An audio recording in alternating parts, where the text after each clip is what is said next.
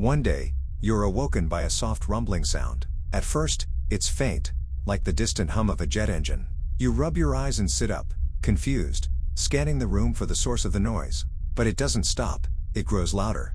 The windows rattle, the walls tremble, and a low vibration moves through your chest. Panic creeps in as the sound grows deafening, now accompanied by the distant crash of breaking glass and muffled screams from outside.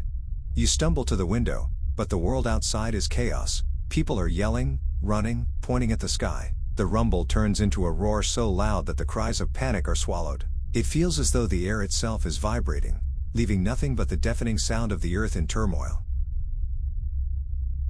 The ground bucks and heaves, as if alive. Cracks tear through roads, swallowing vehicles and splitting buildings in two. Entire landscapes ripple, with hills collapsing into valleys and distant mountains shaking against the horizon.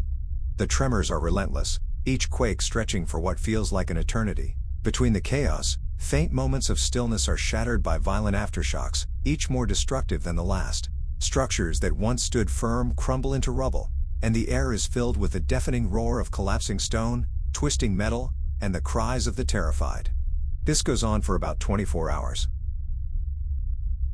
The air grows heavy and oppressive, and then the winds begin, a low howl that quickly escalates into an ear-splitting roar. Trees are wrenched from the ground, tumbling end over end like twigs. Cars are flung through the air as if weightless, smashing into buildings and each other. Hurricanes form in minutes, their monstrous vortexes tearing across the land, ripping apart everything in their path. Dust and debris fill the air, choking the sky in a swirling, suffocating haze. High above, birds struggle to stay aloft against the gale. Then, in an instant, their wings freeze mid-flap. The coldest air from high in the upper atmosphere is pulled down, flash freezing everything it touches. You have just experienced a crustal shift. The Earth's outer shell has shifted dramatically, rotating 17 degrees in a new direction while the mantle beneath remains largely stationary. This sudden displacement has unleashed catastrophic forces upon the planet.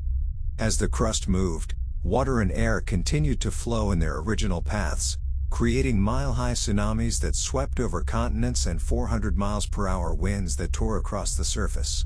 Volcanoes erupted across the globe, spewing ash and molten rock into the sky, adding to the chaos. The shift has also relocated the poles. The new North Pole now lies somewhere in Canada, a region rapidly freezing under its new position, while the South Pole finds itself in the middle of the ocean. This reorientation of the planet's crust has introduced a slight oscillation in Earth's rotation, a wobble that will persist for at least 50 years, further altering global weather patterns and tides.